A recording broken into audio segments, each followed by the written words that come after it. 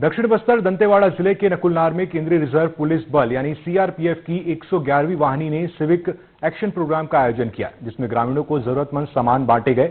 साथ ही health checkup भी किया गया, जिसमें जरूरतमंद ग्रामीणों का निःशुल्क इलाज किया गया।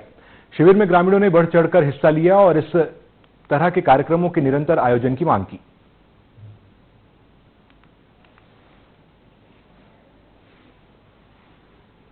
ये भारत सरकार की नीति के तहत जो सिविक एक्शन प्रोग्राम आयोजित किया जाता है सीआरपीएफ में, ये मुख्यतः इस पर्पज से रहता है कि जो गांव वाले हैं उनका विश्वास जीता जाए और जो पहले नक्सलवाद से ये क्षेत्र ग्रसित था, उस नक्सलवाद को दूर करते हुए इस गांव के सभी लोग ये समझते हैं आज भी कि सीआरपीएफ न केवल लॉ एंड ऑर्डर को मेंटेन करती है, नक्सलियों का सफाया करती है, बल्कि इनके मन में एक ह्यूमैनिटेरियन अप्रोच भी है, जिससे ये जनता को अपने साथ में लेके चलते हैं। और पहले जो जनता थी जो कि सीआरपीएफ से या पुलिस से जो दूर भागती थी, लेकिन अभी वो बात नहीं है। अभी अपनी समस्याओं को लेके जनता हमारे पास में आती है और हम जितना संभव हो सके उनका निवारण भी करते हैं।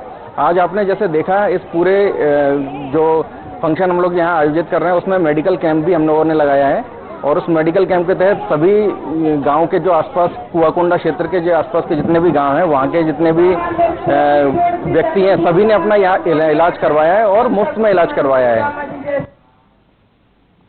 रायगढ़ से है, जहां रायगढ़ खरगोड़ा थाना क्षेत्र के औरमोड़ा गांव में एक दिल दहला देने वाली घटना सामने आई है, जहां एक युवक ने अपने ही पिता की हत्या कर दी। जघन्य अपराध के बाद से ही आरोपी फरार चल रहा था। वहीं पुलिस ने आरोपी को गिरफ्तार कर न्यायिक हिरासत में जेल भेज दिया है और आगे की जांच में जुट गई है।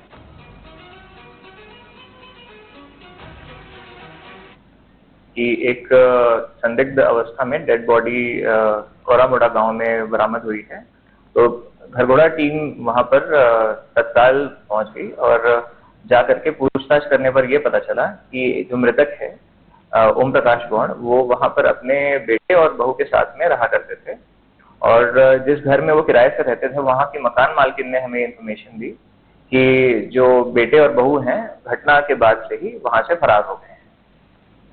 तो क्या किस मुद्दे को लेकर मारपीट की गई है?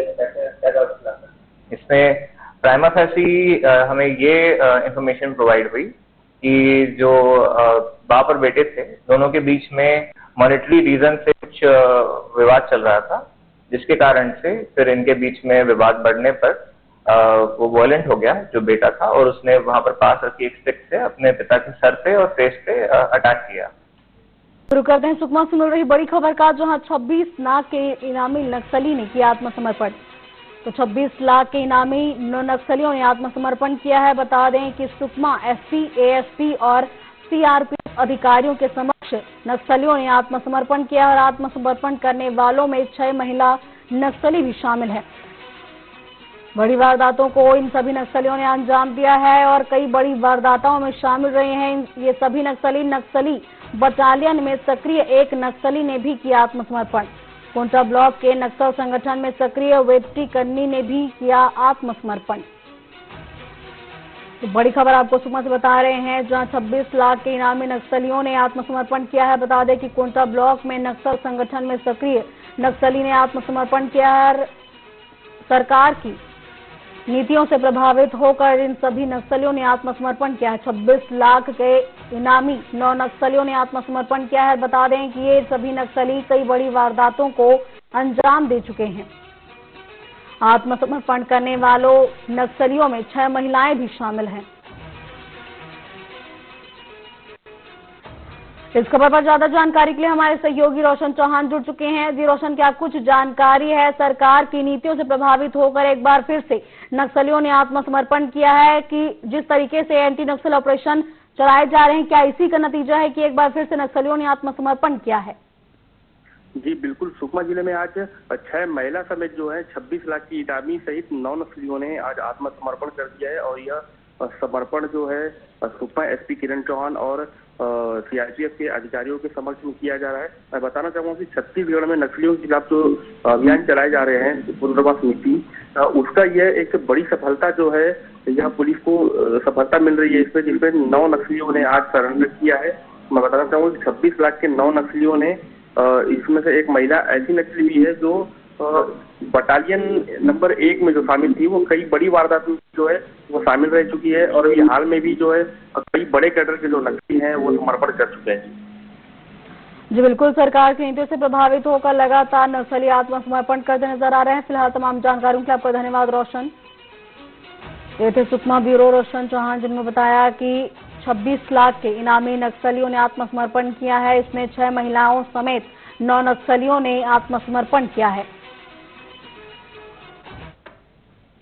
चलिए रुक करते हैं खबर। और जैसा कि आप जानते हैं कि छत्तीसगढ़ में लगातार एंटी नक्सल ऑपरेशन जारी है। नक्सली संगठन में मची अफरा तफरी का एक और बड़ा सबूत सामने आया है। हाल ही में बीजापुर में हुई मुठभेड़ के बाद सुरक्षा बलों को एक 2 पन्ने का पत्र बरामद हुआ है, जिसमें महिला नक्सली कमांडर मोटू नक्सली लीडर मनकी को पत्र लिखा है। इस पत्र में फोर्स के बढ़ते दबाव और संगठन में दहशत का खुलासा किया गया है। देखिए हमारी इस खास रिपोर्ट में। बरामद किया हुआ ये पत्र गोंडी भाषा में लिखा गया है, जिसमें साफ तौर पर जिक्र किया गया है कि अब नक्सली सुरक्षित तरीके से कहीं भी नहीं ठहर सकते। लगातार हो रही सुरक्षा बलों की कार्रवाई के चलते संगठन अपने ठिकानों को बदलने को मजबूर है। सरकार द्वारा दी गई आत्मसमर्पण की डेडलाइन का असर नक्सलियों पर साफ नजर आ रहा है। सुरक्षा एजेंसियों के अनुसार यह पत्र नक्सलियों के अंदरूनी संकट और कमजोर होते नेतृत्व का स्पष्ट प्रमाण है। सुरक्षा वालों का कहना है कि यह पत्र यह साबित करता है कि नक्सली संगठनों पर सरकार और फोर्स की रणनीति पूरी तरह से प्रभावित हो रही है। आत्मसमर्पण करने वाले नक्सलियों को सरकार की पुनर्वास नीति के तहत मुख्य धारा में लौटने का मौका भी दिया जा रहा है। मुठभेड़ के पश्चात घटनास्थल से काफी संख्या में आर्म्स एम्युनिशन के अलावा जो डॉक्यूमेंट्स भी रिकवर होते हैं। अभी इस मुठभेड़ का जो डॉक्यूमेंट मिला है उसका भी परीक्षण की जा रही है, उसमें क्या कुछ विषय वस्तु उसका भी हम जांच करके उसमें अपना कार्य योजना में इसमें किस तरीके से आगे ले जाना इन सब कर रहे हैं। लेकिन उसमें मूल विषय ये है जो नक्सल संगठन अभी काफी बैकफुट में है और उसके विगत वर्ष में जैसा नुकसान हुआ है उसी को लेकर संगठन में काफी अभी दयनीय स्थिति बन गई थी। उनका पूरा नेतृत्व मतलब अभी काफी बैकफुट में और डिफेंसिव मोड में है और कई कैडर मतलब संगठन छोड़कर आत्मसमर्पण कर रहा है या संगठन छोड़कर अन्य इलाकों में भाग जा रहा है और उनके पास इवन खाने पीने के सामान तक काफी दिक्कत को सामना करना पड़ रहा है। और जनता भी नक्सल संगठन को प्रत्यक्ष रूप से अप्रत्यक्ष रूप से किसी प्रकार का कोई सहयोग या समर्थन नहीं दे रहा है। इन सब तमाम परिस्थिति देखकर उम्मीद है मतलब जैसा शासन का मंशानुरूप और क्षेत्र की जनता की इच्छानुरूप आने वाला बहुत जल्दी नक्सल समस्या समाप्त होगा। जानकारों की माने तो अगर सुरक्षा बलों की ये कार्रवाई इसी तरह जारी रही तो आने वाले वर्षों में नक्सलवाद पूरी तरह समाप्त हो सकता है। बरामद पत्र इस बात का संकेत है कि नक्सली अब ना तो संगठित रह पा रहे हैं और ना ही सुरक्षित। देखिए आज जो पर्चा बरामद हुआ है जो मीडिया में सभी जगह दिखाई दे रहा होगा, यह पर्चा दरअसल नक्सलियों का पर्चा है और ये पर्चा बीजापुर के एंड्री इलाके में जो मुठभेड़ हुई थी वहां से पर्चा बरामद हुआ था। इस पर्चे पर साफ तौर पर नक्सली लीडर के लिए लिखा हुआ पर्चा है, जिस पर्चे में साफ तौर पर लिख रहा है कि जिस तरीके से पुलिस अंदरूनी इलाकों में गश्त कर रही है और लगातार पुलिस की जो सर्चिंग चल रही है उससे नक्सली बेहद दबाव में है। हालांकि वह पर्चा गोंडी में लिखा हुआ था, उसका हिंदी रूपांतरित करने के बाद में यह बात निकल कर सामने आई कि अब नक्सलियों को जो उनके महफूज ठिकाने हैं उनमें लगातार बदलाव करना पड़ रहा है और उन्हें ठिकाने नहीं मिल पा रहे हैं, जिसको लेकर के यह बात साबित हो रही है कि जो 2024 और 25 पर नक्सलियों के खिलाफ जो लगातार ऑपरेशन चलाए जा रहे हैं इससे नक्सली बेहद ही ज्यादा दबाव में है और उन्हें सुरक्षित ठिकाना नहीं मिल पा रहा है। बहरहाल भाजपा सरकार बनने के बाद लगातार नक्सलियों पर पुलिस बल भारी पड़ रहा है। इन 1.5 सालों के कार्यकाल में 300 से ज्यादा नक्सलियों को पुलिस के जवानों ने मार गिराया है।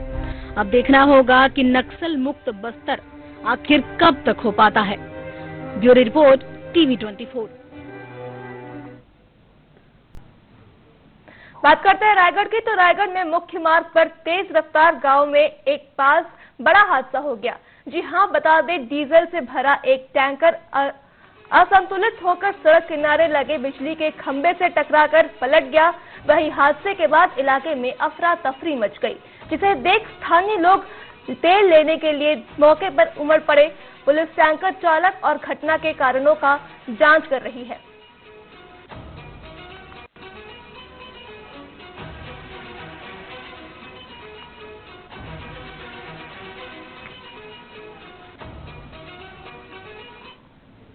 खबर रीवा। दंतेवाड़ा में चलाए जा रहे लोन वर्राटू अभियान से प्रभावित होकर 3 इनामी सहित 6 माओवादियों ने आत्मसमर्पण कर दिया है। आपको बता दें, महिला माओवादी शांति मंडावी पूर्वी बस्तर डिवीजन अंतर्गत कंपनी नंबर 6 सदस्य के पद पर सक्रिय थी। इस पर 8 लाख का इनाम घोषित था, जो वर्ष 2024 में ग्राम तुलथुली कवाड़ी के जंगल में हुए नक्सली पुलिस मुठभेड़ में शामिल थी। वहीं सभी नक्सलियों ने दंतेवाड़ा पुलिस अधीक्षक गौरव राय के समक्ष आत्मसमर्पण किया। दंतेवाड़ा श्री गौरव राय सर के मार्गदर्शन में चलाया जा रहा है लोन वर्राटू अभियान और छत्तीसगढ़ शासन के पुनर्वास नीति से प्रभावित होकर आज दंतेवाड़ा पुलिस के सामने 6 माओवादी आत्मसमर्पण करने के लिए आए हैं। ये 6 लोगों ने आज दंतेवाड़ा पुलिस के समक्ष आत्मसमर्पण करने के लिए आए हैं। इनको छत्तीसगढ़ शासन के द्वारा जो सुविधाएं मिलती है, जैसे 25,000 सहायता राशि और प्रशिक्षण और कृषि भूमि इत्यादि मुआवजा किया जाएगा। ये 6 लोगों के साथ टोटल दंतेवाड़ा में 221 इनामी माओवादी को मिला के टोटल 912 लोग आत्मसमर्पण किए।